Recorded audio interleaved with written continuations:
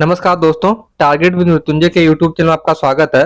दोस्तों, आज की इस वीडियो में कुमाऊं यूनिवर्सिटी का जो पीएचडी का एंट्रेंस एग्जामिनेशन हुआ था 2022 में, तो इसका इतिहास विषय के जो 100 प्रश्न आए थे, उन 100 प्रश्नों की विस्तार से हम लोग चर्चा करेंगे और जो ऑफिशियल आंसर किए उस हिसाब से बताएंगे कि इसमें कौन-कौन से आंसर जो कुमाऊं यूनिवर्सिटी है उसने सही माने हैं।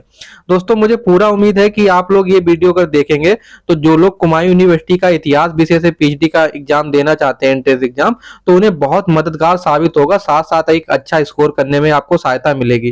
दोस्तों, ये जब ये पेपर जब पूरा चर्चा कर लेंगे तो मैं आपको बताऊंगा कि एंशिएंट से कितने प्रश्न पूछे गए, मॉडर्न से कितने प्रश्न पूछे गए, मेडिवल हिस्ट्री से कितने प्रश्न पूछे गए और वर्ल्ड हिस्ट्री से कितने प्रश्न पूछे गए और साथ साथ उत्तराखंड से कितने रिलेटेड प्रश्न पूछे गए, लास्ट में हम लोग चर्चा करेंगे। तो आप लोग इसलिए पूरा वीडियो जरूर देखिएगा, ज्यादा से ज्यादा इस वीडियो को शेयर कीजिएगा और लाइक भी कीजिएगा।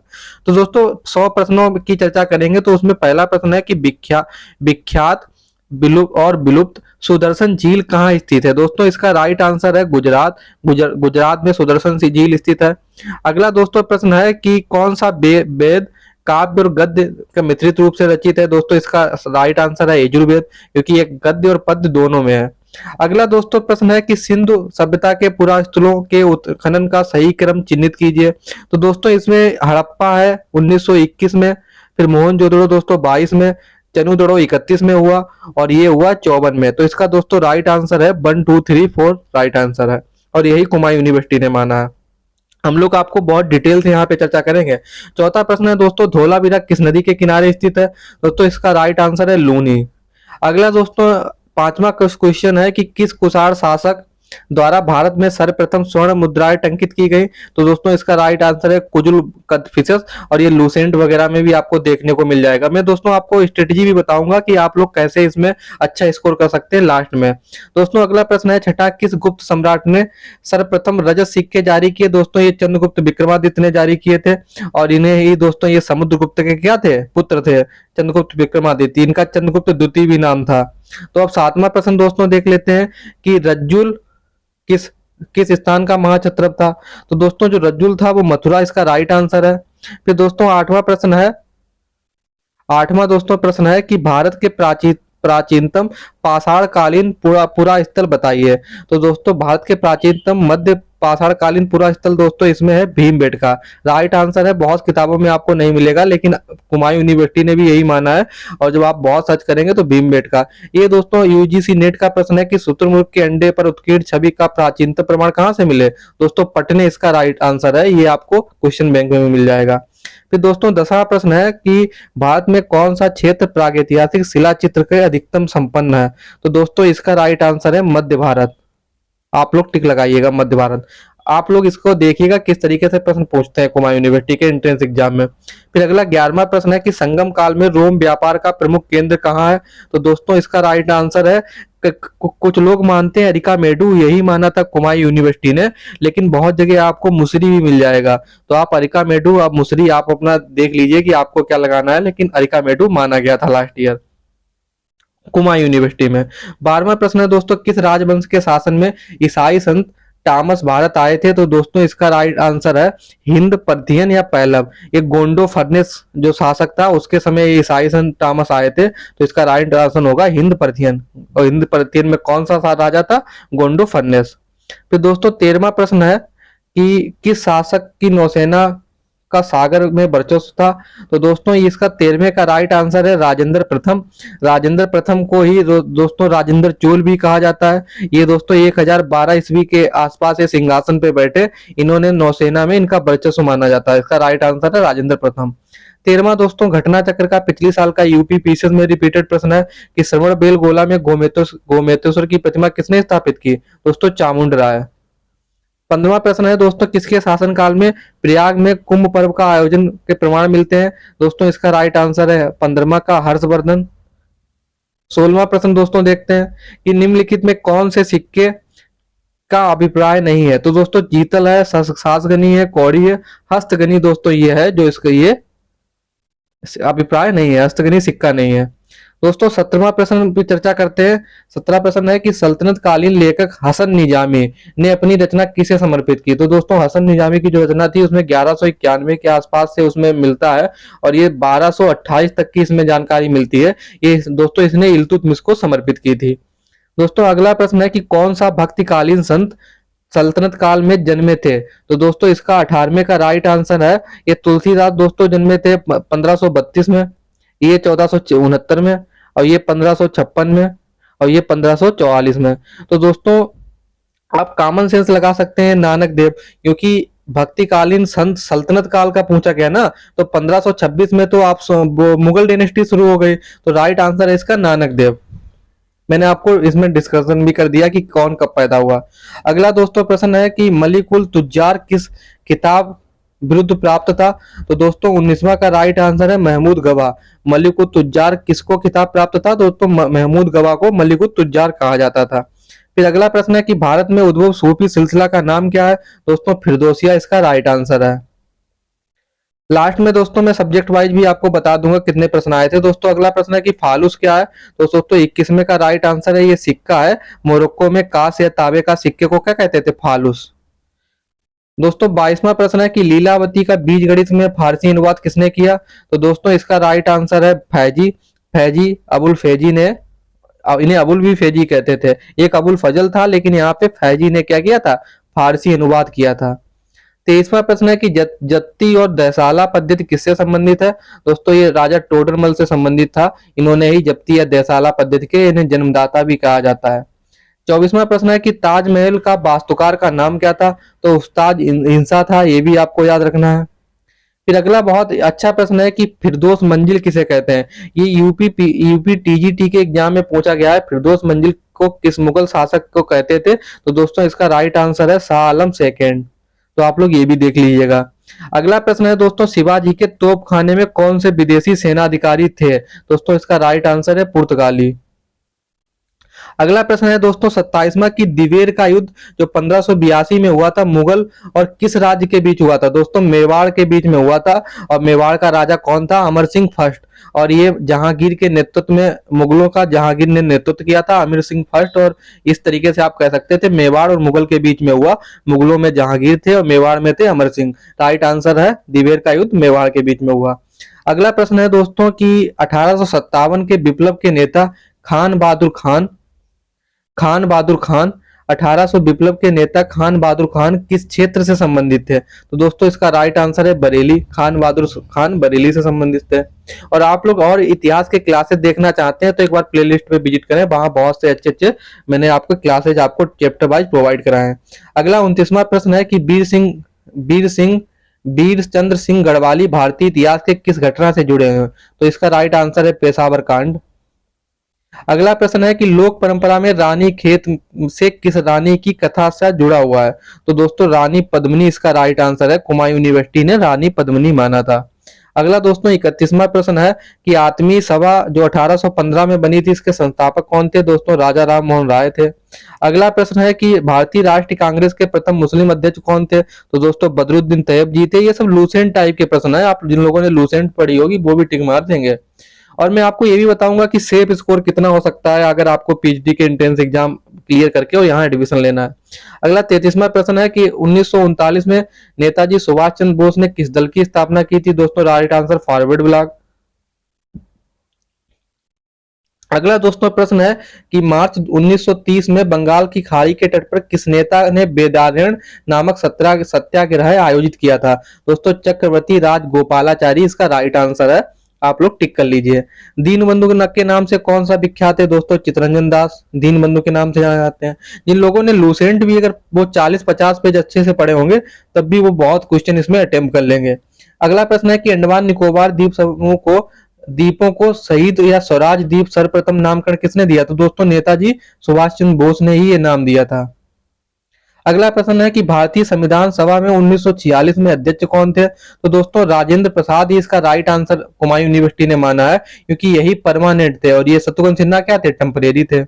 अगला है कि भारतीय संविधान का हस्त सुसज्जित उत्पत्ति किसने तैयार की? दोस्तों नंदलाल बोस ने भी इसमें थे, प्रेम बिहारी राजादा भी थे, व्यवहार राम मनोहर सिन्हा भी थे। तो नंदलाल बोस ने क्या किया था, इन्होंने ये चित्र वगैरह बनाए थे, जिन्होंने ओरिजिनल टेक्स्ट देखा होगा। तो इसका राइट आंसर है उपयुक्त सभी।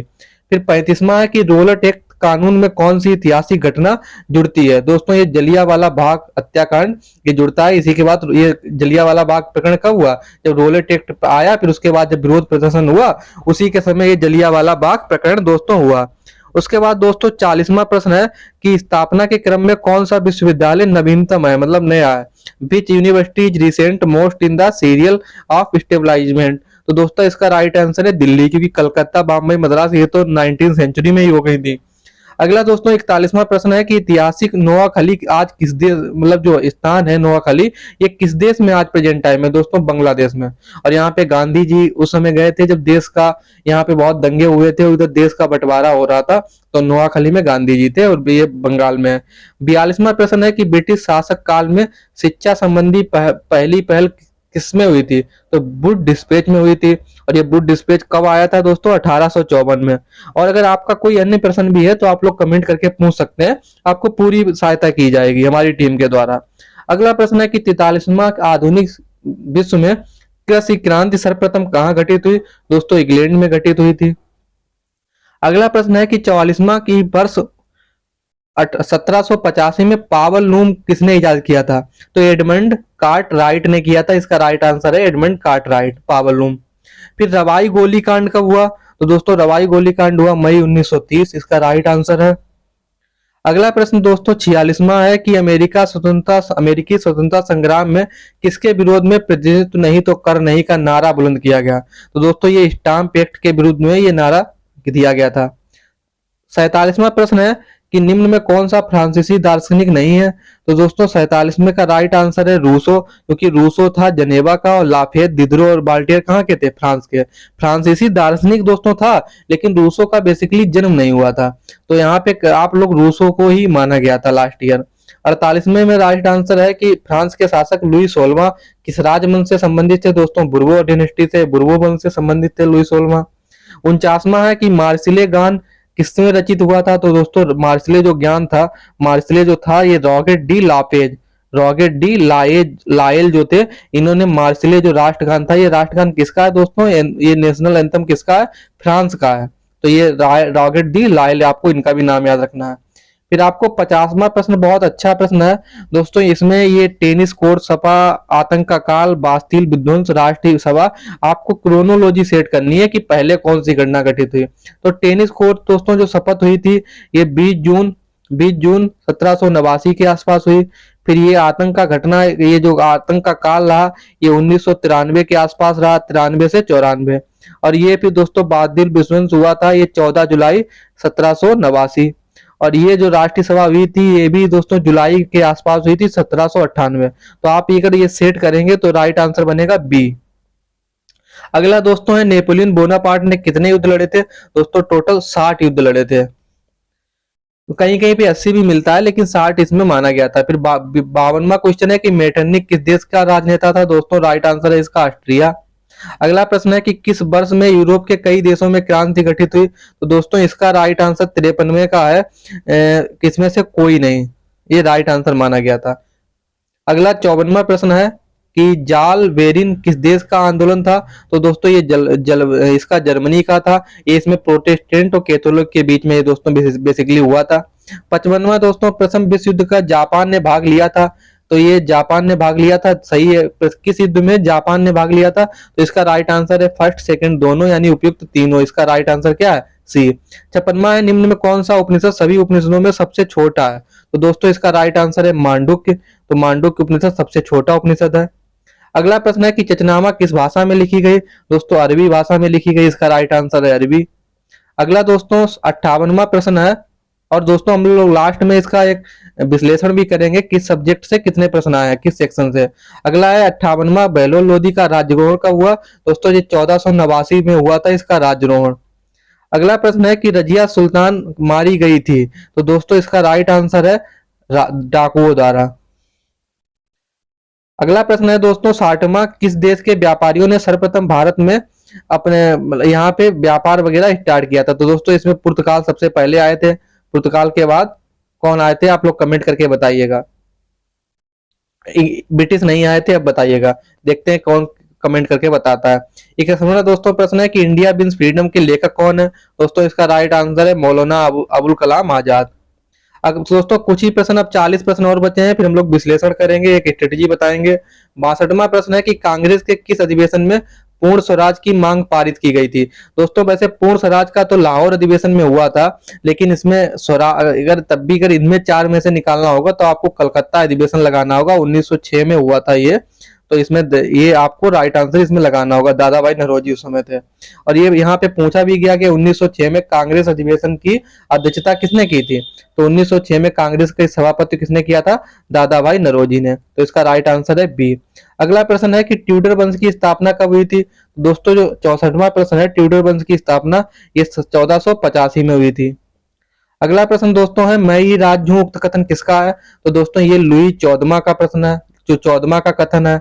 अगला है कि गुटेनबर्ग किस देश का निवासी था। तो गुटेनबर्ग ने जो प्रिंटिंग प्रेस बनाई थी ये जर्मनी का रहने वाला था। इसका राइट आंसर है सी। फिर अगला प्रश्न है दोस्तों 67वां, मानववाद के पिता किसे कहा जाता है। पेट्रार्क, लूसेंट में भी लिखा है दोस्तों ये तो। अगला है लियोनार्डो दा विंची कहाँ का निवासी था। दोस्तों इटली का था, इटली का ये निवासी था।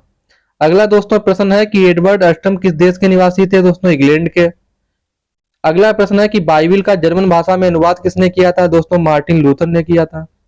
अगला दोस्तों प्रश्न है कि अमेरिकी स्वतंत्रता संग्राम की समाप्ति किस संधि से हुई थी। दोस्तों पेरिस की संधि हुई थी 1783। इसका राइट आंसर है। जिंगोली किस देश के संबंधित था। दोस्तों इसका राइट आंसर है स्विट्जरलैंड। अगला प्रश्न है दोस्तों किसने कहा स्पेनी नासूर ने मेरा सर्वनाश कर दिया। दोस्तों नेपोलियन का ये स्टेटमेंट है। 74वां प्रश्न है कि ट्रोपा की कांग्रेस कब हुई थी। ये रॉन्ग प्रश्न है दोस्तों, क्योंकि 74वां के जो इसका राइट आंसर है 19 नवंबर 1820। अब ये कुमायूं यूनिवर्सिटी ने बाद में डिलीट कर दिया। इसका राइट आंसर है क्या है 1820। तो ये सभी स्टेटमेंट इसके गलत हैं। अगला 75वां है कि 1830 की फ्रांस की क्रांति के पश्चात गद्दी पे कौन बैठा था। तो 1830 की जो फ्रांस की क्रांति हुई थी उसके बाद जो फ्रांस की गद्दी पे बैठा था दोस्तों इसका राइट आंसर है लुई फिलिप। तो आप लोग देख लीजिएगा। फिर अगला है कि बर्लिन की संधि पर हस्ताक्षर किसने किए थे। तो इसका राइट आंसर है 1878 में बर्लिन की संधि पर हस्ताक्षर हुए। अगला प्रश्न है कि महावीर स्वामी किस नंबर के तीर्थंकर थे। सभी को लूसेंट जिसने पढ़ी होगी वही बता देगा, 24 डी आंसर है। 78वां है इंग्लैंड के पुअर लॉ रिफॉर्म एक्ट कब पारित हुआ। तो 78वें का राइट आंसर है 1834। इसका राइट आंसर है बी। फिर दोस्तों नानकन की संधि कब हुई थी। 1842 में हुई है। उसके बाद दोस्तों 80वां प्रश्न है 80 प्रश्न है। 80वां है फ्रांस के शासक 1789 की क्रांति के समय किस महल में रहता था। दोस्तों बरसाए के महल में रहता था। बरसाए के महल पे भीड़ ने धावा भी बोल दिया था। अगला प्रश्न है कि कौन सा वर्ष आश्चर्य का वर्ष कहा जाता है।